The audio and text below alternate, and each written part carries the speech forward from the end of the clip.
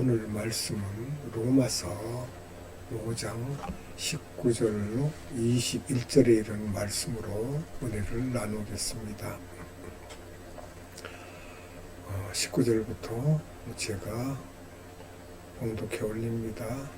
한 사람이 순종하지 아니하므로 많은 사람이 죄인 된 것 같이 한 사람이 순종하심으로 많은 사람이 의인이 되리라. 율법이 들어온 곳은 범죄를 더하게 하려 함이라. 그러나 죄가 더한 곳에 은혜가 더욱 넘쳤나니 이는 죄가 사망 안에서 왕노릇한 것 같이 은혜도 또한 의로 말미암아 왕노릇하여 우리 주 예수 그리스도로 말미암아 영생에 이르게 하려 함이라. 아멘.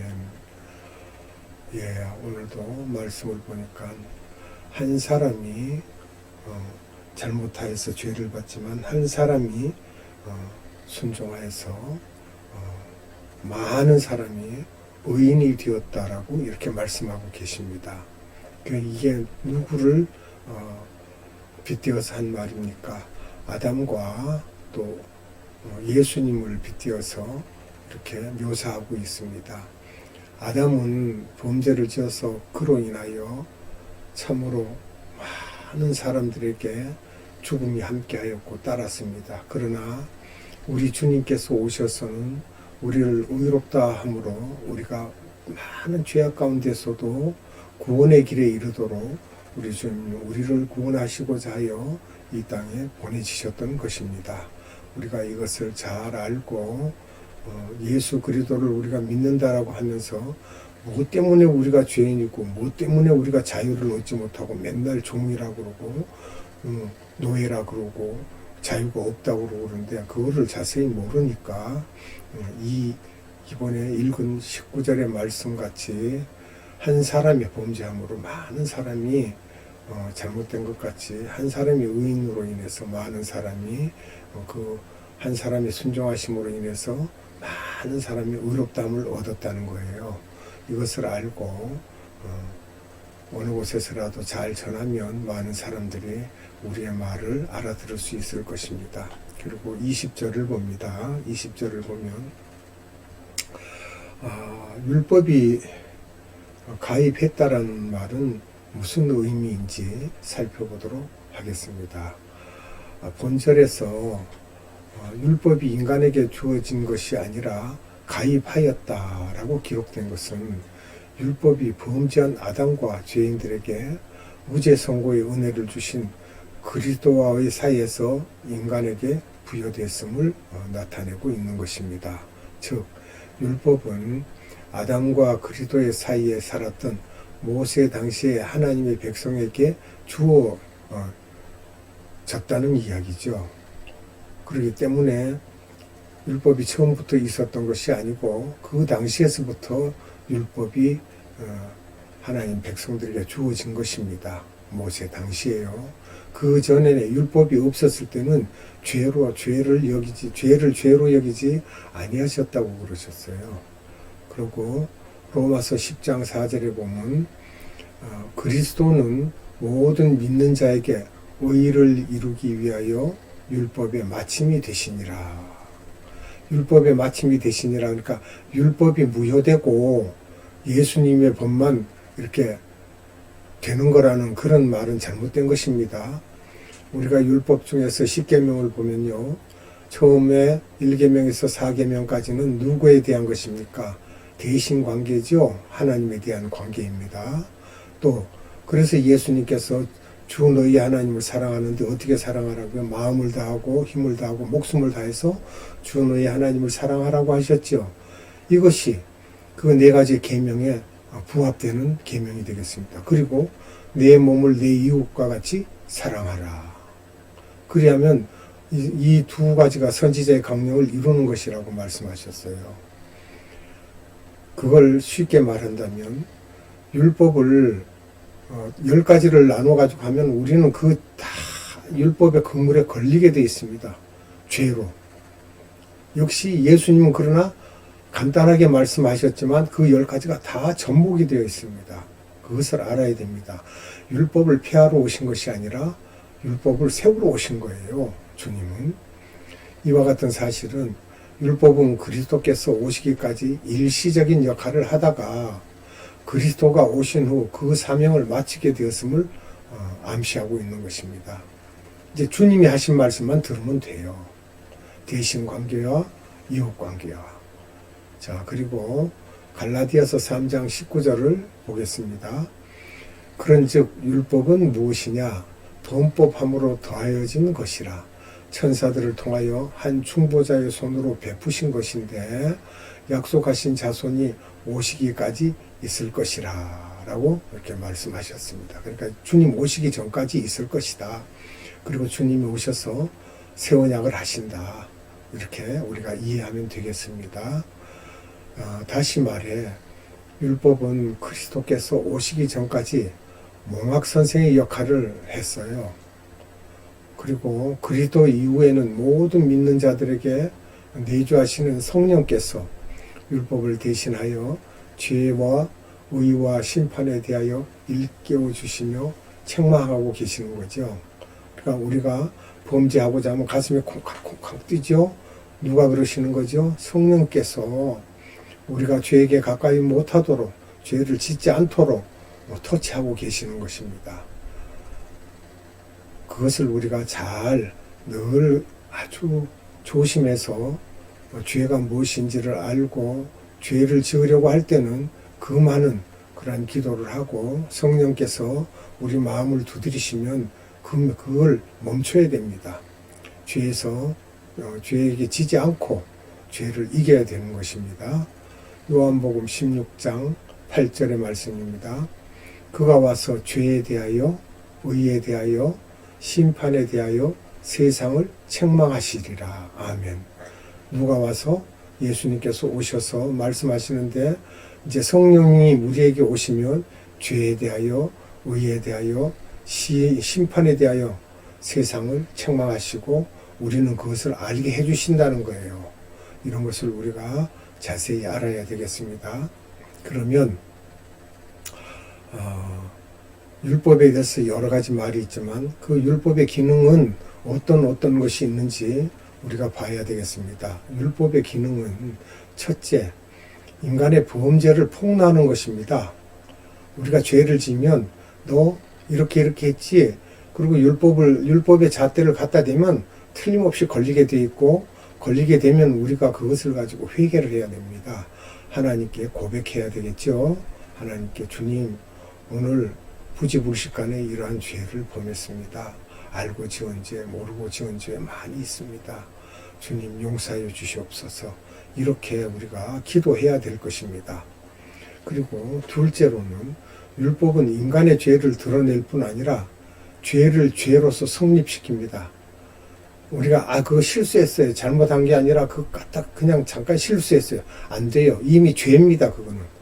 율법은 그것을 죄라고 확실하게 세우는 거예요. 죄를. 그래야 우리가 주님 앞에 바로 설 수가 있어요. 핑계가 안 됩니다. 또 무슨 실수 아닙니다. 그냥 죄입니다. 로마서 4장 15절을 봅니다. 율법은 진노를 이루게 하나니 율법이 없는 곳에는 범법도 없느니라. 아멘. 율법이 있어야만 그 율법의 잣대로 우리가 범죄함을 나타낼 수 있고 죄에 걸리는 것을 알 수가 있는 것이죠. 그렇지 않으면은 율법이 없다 그러는 사람들은 율법이 없으니까 그 사람들은 범법이 뭔지도 몰라요. 죄가 뭔지도 몰라요. 그리고 세상을 살면서 나는 죄 지은 일 없어. 내가 언제 법에 걸린 적도 없어. 나처럼만 살아. 그런 말을 함부로 하는데 우리는 다 죄인입니다. 부모님이 나를 잉태할 때 죄 가운데 하게 된 거예요. 그러니까 우리는 다 죄인입니다. 그런데 그것을 죄라고 안 한다면은 잘못된 거예요. 인간은 이와 같은 율법의 기능 때문에 죄를 느끼고 하나님의 용서를 구하게 되는 것입니다. 이것은 로마서 3장 20절과 7장 7절에 기록되어 있는데요. 그러나 율법만 가지고서는 죄의 문제를 해결하거나 하나님의 용서를 얻을 수가 없습니다. 여기 기록된 로마서 3장 20절을 또 로마서 7장 7절을 봅니다. 그러므로 율법의 행위로 그의 앞에 의롭다 하심을 얻을 육체가 없나니 율법으로는 죄를 깨달음이니라. 죄를 깨닫게 하셔서 회개할 수 있게 하십니다. 하나님께 우리 죄를 내려놓고 그분께 용서를 빌 수 있습니다. 또 로마서 7장 7절의 말씀은 그런즉 우리가 무슨 말을 하리요? 율법이 죄냐? 그럴 수 없느니라. 아주 사도 바울은 단호하게 말합니다. 율법이 죄냐? 그러니까 그럴 수 없느니라. 율법으로 말미암지 않고는 내가 죄를 알지 못하였으니 곧 율법이 탐내지 말라 하지 아니하였더라면 내가 탐심을 알지 못하였으리라. 율법에서 지시하지 않고 말하지 않았으면 내가 탐심을 내도 그것이 우상숭배인지 잘못인지 알 수 없었을 거라는 거예요. 그렇게 아주 명확하게 우리에게 로마서 7장 7절로서 잘 나타내주고, 그리고 율법이 죄냐 그러고 단호하게 잘라서 율법으로 말미암지 않고는 내가 죄를 알지 못했다고 했습니다.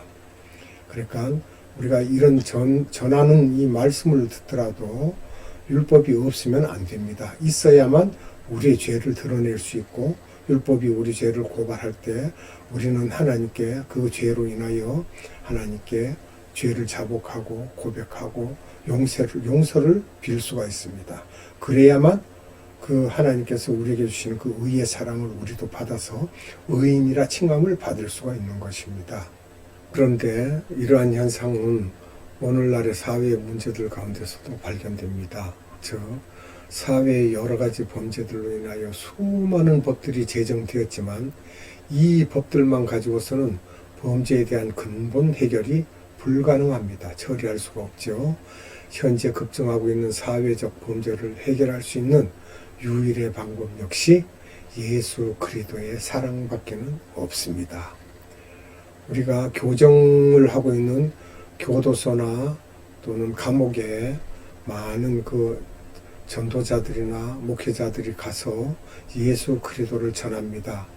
참으로 살인한 사람들, 갖은 범죄를 저지른 사람들 중에 많이 회심하여서 하나님께 귀의하여 그들이 참으로 남들이 잠잘 때 밤중에 기도하고 낮에는 말씀 부리는 것 같으나 그 말씀 부리던 사람들이 마지막에 그들이 형을 집행받을 때 보면은 찬송가를 부르고 하나님께 그들이 찾아가는 걸 보면 말할 수 없는 감동이 되고 믿지 않는 자들에게 참 많은 교훈을 주고 있습니다. 이전에 저희 어렸을 때입니다. 고재봉 씨라는 분이 있었는데 그가 군대 생활할 때 먹은 악심이 있어서 그 대대장이 살고 있는 관사에 찾아가서 사람을 죽였는데 대대장이 이미 교체돼서 다른 사람이 와 있는데 죽이게 됐던 거예요. 그런데 그 고재봉이라는 사람이 나중에 예수를 믿고 그 감옥에서 1000여 명에 이르는 사람들을 전도했다라고 합니다. 자기 생명 하나 바쳐서 그 자기가 지은 그 죄의 대가로 그는 하나님을 만나고 하나님께 자기를 온전히 드린 거예요. 그렇게 해서 많은 열매를 맺고 그가 세상을 떠났지만 그 많은 열매들 가운데 하나님께로 돌아온 사람들이 얼마나 많겠습니까? 그러니까 하나님이 오히려 그를 귀히 보실 수도 있겠습니다. 로마서 13장 8절과 10절을 보겠습니다. 피차 사랑의 빛 외에는 아무에게든지 아무 빛도 지지 말라. 남을 사랑하는 자는 율법을 다 이루었느니라. 사랑은 이웃에게 악을 행하지 아니하나니 그러므로 사랑은 율법의 완성이니라. 아멘. 사랑은 율법의 완성이라고 했어요. 우리가 한번 생각해 봐야 돼요. 왜 그런가 그러면 주 너의 하나님을 사랑하는데 우리가 어떻게 한다고요? 마음을 다하고 뜻을 다하고 힘을 다하고 목숨을 다하여 주 너의 하나님을 사랑하라고 그랬어요. 그러면 1계명에서 4계명까지 완성이 되는 거죠. 그 다음에 내 부모를 공경하라. 그리하면 내가 땅에서 내 수명이 길리라고 하신 그 말씀에서부터 마지막 10계명까지 다 이웃사랑입니다. 그 이웃사랑을 하는데 이웃에 거짓말할 수 있습니까? 강간할 수 있습니까? 도적질 할 수 있습니까? 거짓 증거할 수 있습니까? 못하죠. 왜냐? 이웃을 사랑하기 때문에 절대 할 수가 없죠. 그러니까 율법의 완성이라고 말씀하고 계십니다. 마태복음 22장 20절의 말씀을 보겠습니다. 예수께서 말씀하시되 이 형상과 이 글이 누구의 것이냐? 자, 누구의 것입니까? 그러면 로마 사람의 그 동전을 가지고 왔을 때 이렇게 말씀하셨을 때 그 동전에 있는 형상은 로마 황제의 형상이니까 그 황제의 것이다. 그것은 아주 명쾌하게 말씀해 주죠. 또 골로새서 3장 14절의 말씀은 이 모든 것 위에 사랑을 더하라. 이는 온전하게 매는 띠니라.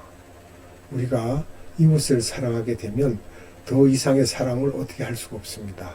이것이 온전하게 매는 띠라고까지 말씀하셨어요. 또 그러면 20절을 살펴보게 되는데요. 죄의식과 은혜의 그 상호 관계가 어떻게 되는지 우리가 알아야 되겠습니다. 죄의식과 은혜, 어떤 관계인지. 교만한 사람은 하나님을 찾을 필요가 없다고 그렇게 말을 합니다. 이거 큰 착각이죠. 뭐라고 또 그러나 율법이 그에게 임할 때 그는 자신의 죄를 고발당하게 됩니다. 그러니까 그 사실들을 알아야 되는데 아주 그걸 모르고 있습니다. 이거는 시편 36편 1절과 2절에 자세하게 기록이 되어 있습니다. 함께 봅니다. 악인의 죄가 그의 마음속으로 이르기를 그의 눈에는 하나님을 두려워하는 빛이 없다 하니 그가 스스로 자랑하기를 자기의 죄악은 드러나지 아니하고 미워함을 받지도 아니하리라 하미로다. 그 죄가 감추어지는 것으로 착각하고 있습니다.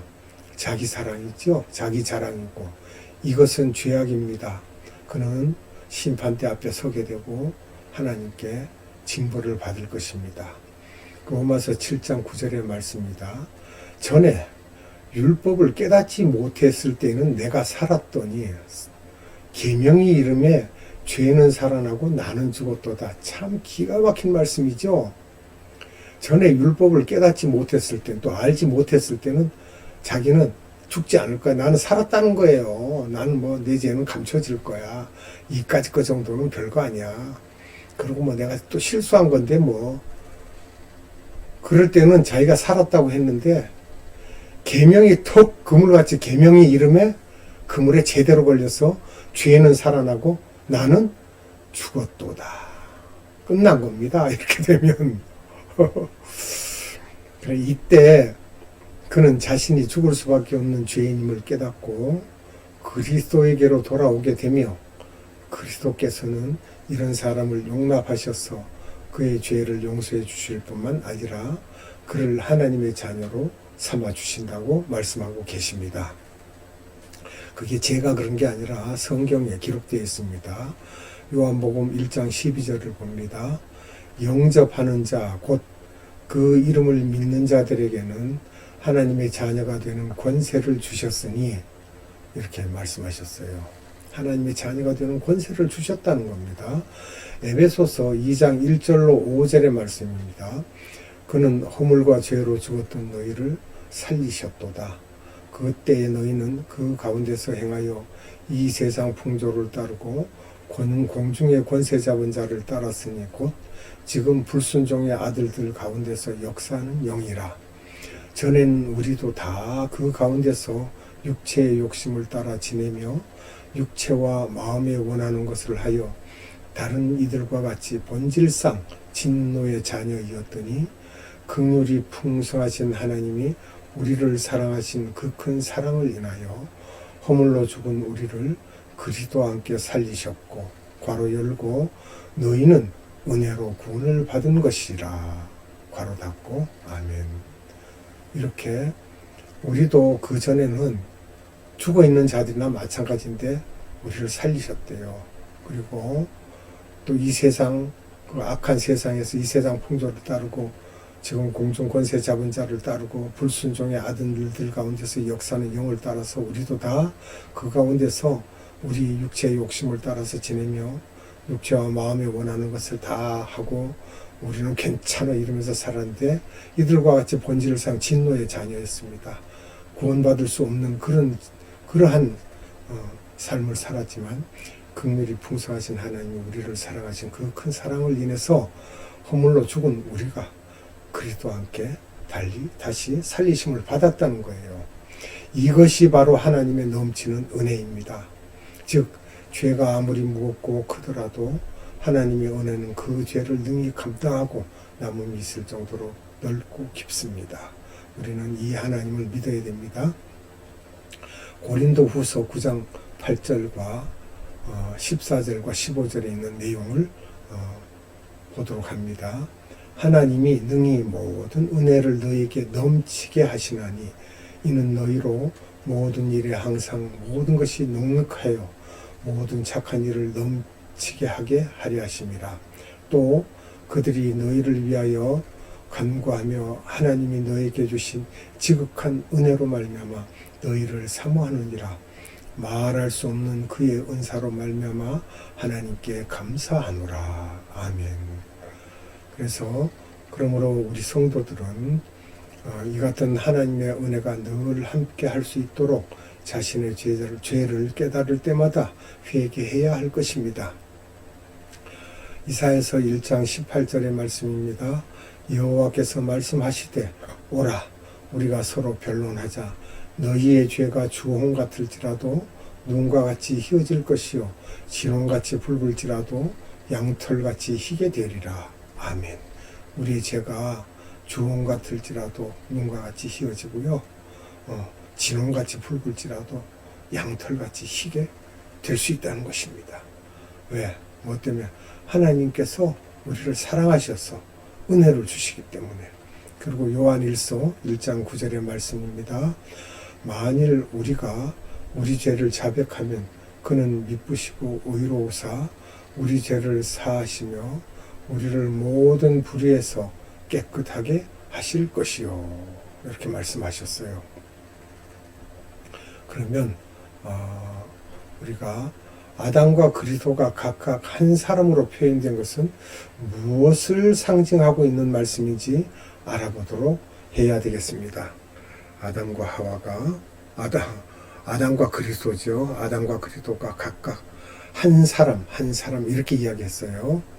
12절에서 21절에 이르는 내용을 보면 우리가 이 내용들을 자세히 살펴갈 수 있습니다. 이 부분에서 아담은 범죄와 죽음의 세계의 우두머리인 한 사람, 즉 첫사람 아담이죠. 이 사람이 죄를 지었으므로 온 인류가 죄와 함께하고 죽음이 따랐습니다. 그리고 예수 그리스도는 의와 생명 세계의 주인이신 한 사람으로 묘사되어 있습니다. 뭐냐? 구원의 한 사람이죠. 인간으로 오신 예수 그리스도이십니다. 이렇게 아담과 그리스도가 각각 한 사람으로 표현된 것은 인류의 조상이 아담 한 사람이라는 것이며 또 인간 모두가 그 아담으로 인한 죄인이라는 사실을 말하고 있습니다. 또 아울러 인류가 죄로 인한 사망과 저주로부터 벗어나 의와 생명을 얻을 수 있도록 할 수 있는 분은 예수 그리스도의 한 사람임을 암시하고 있죠. 묘사하고 있다 그래도 되겠습니다. 그러면 말씀에 기록된 내용을 봅니다. 로마서 3장 23절에 모든 사람이 죄를 범하였으며 하나님의 영광에 이르지 못하더니 모든 사람이 죄를 범했다고 했습니다. 한 사람 누구 때문에요? 아담 때문에. 또 요한복음 17장 3절에는 영생은 곧 유일하신 참 하나님과 그가 보내신 자 예수 그리스도를 아는 것이니이다. 근데 여기서 그가 보내신 자 예수 그리스도로 말미암아 우리가 영생을 얻게 되니까 한 사람의 예수를 말하는 것이죠. 또 사도행전 4장 12절의 말씀입니다. 다른 이로서는 구원을 받을 수 없나니 천하 사람 중에 구원을 받을 만한 다른 이름을 우리에게 주신 일이 없음이라 하였더라. 아멘. 그러니까 예수 그리스도 말고는 다른 이름을 줘서 이걸 믿으면 구원받는다라고 하는 내용이 없고 그런 말씀이 없다 그 말씀입니다. 그런데 극단적인 신비주의자나 합리주의자들은 이러한 사실을 부인하고 있습니다. 이들은 하나님의 진리를 미련한 것으로 여기고 있습니다. 고린도전서 1장 18절의 말씀입니다. 십자가의 도가 멸망하는 자들에게는 미련한 것이요 구원을 받는 우리에게는 하나님의 능력이라. 아멘. 그러나 이들의 주장은 공허한 메아리에 지나지 않습니다. 세상에 자기 지혜로 하나님을 알 수 없기 때문입니다. 절대로 세상 지혜로는 하나님을 알 수도 없고 우리가 성경을 안다고 해도 하나님의 말씀을 다 알지 못합니다. 사실대로 고백합니다. 다 알지 못합니다. 어떠한 사람도 자기 자신의 지혜와 힘으로는 하나님을 알 수도 없고 가까이 할 수도 없습니다. 오직 예수 그리스도를 통해서만 진리와 생명의 길을 걸을 수 있기 때문입니다.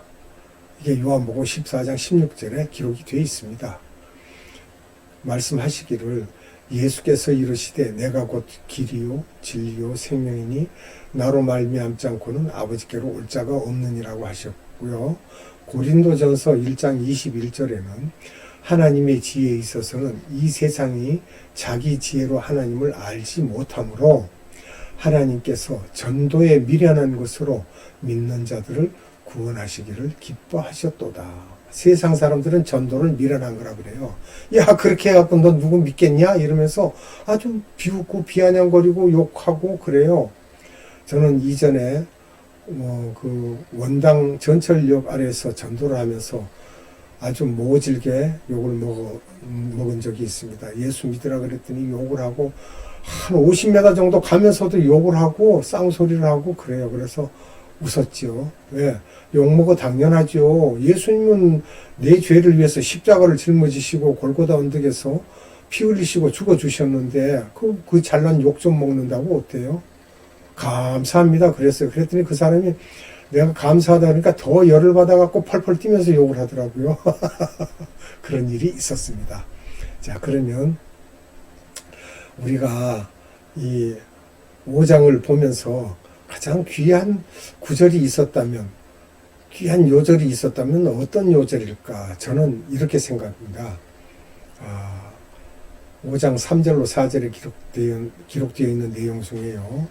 우리가 환난 중에도 즐거워하나니 이는 환난은 인내를, 인내는 연단을, 연단은 소망을 이룬 줄 알미로다. 아멘. 이게 5장 3절로 4절에 기록된 내용을 이렇게 발췌했습니다. 오늘은 이제 말씀을 여기서 마치고 또 오후 예배 때 연결해서 로마서 6장으로 여러분들과 함께 하기를 바랍니다. 기도합니다. 사랑의 하나님 감사합니다. 오늘도 하나님께서 우리에게 율법에 대하여 또한 죄에 대하여서 여러 가지로 말씀을 하시고 그 증언을 확실하게 하여 주셨습니다. 하나님은 우리를 사랑하셔서 죄악 가운데 두시지 아니하고 우리를 구원의 길로 인도하시기 위하여 율법을 주시고 그래도 또 안 되어서 예수 그리스도를 이 땅에 보내셔서 그 아들의 이름을 믿는 자마다 구원에 이르고 의롭다 하시기 위하여 우리를 생명의 길로 인도하시는 하나님께서 한량없는 은혜를 주심을 감사드립니다. 아버지 하나님 세세에 무궁하도록 감사와 찬양과 존귀와 힘과 권세와 권능과 영광을 받으시옵소서. 이 땅에 다시 오실 우리 구주 예수 그리스도 이름으로 감사하며 기도드리옵나이다. 아멘. 지금은 우리 구주 예수 그리스도의 한량없는 은혜와 하나님의 극진하신 사랑하심과 성령님의 감화 감동 교통 역사심이 오늘 예배드리는 자들은 모든 머리 위에와 에바다 국제 선교회 위에와 이 나라의 많은 교회들 위에와 세계 곳곳에 나가 있는 선교사들 위에 지금으로부터 영원토록 함께 하시기를 예수님의 이름으로 축원하옵나이다. 아멘.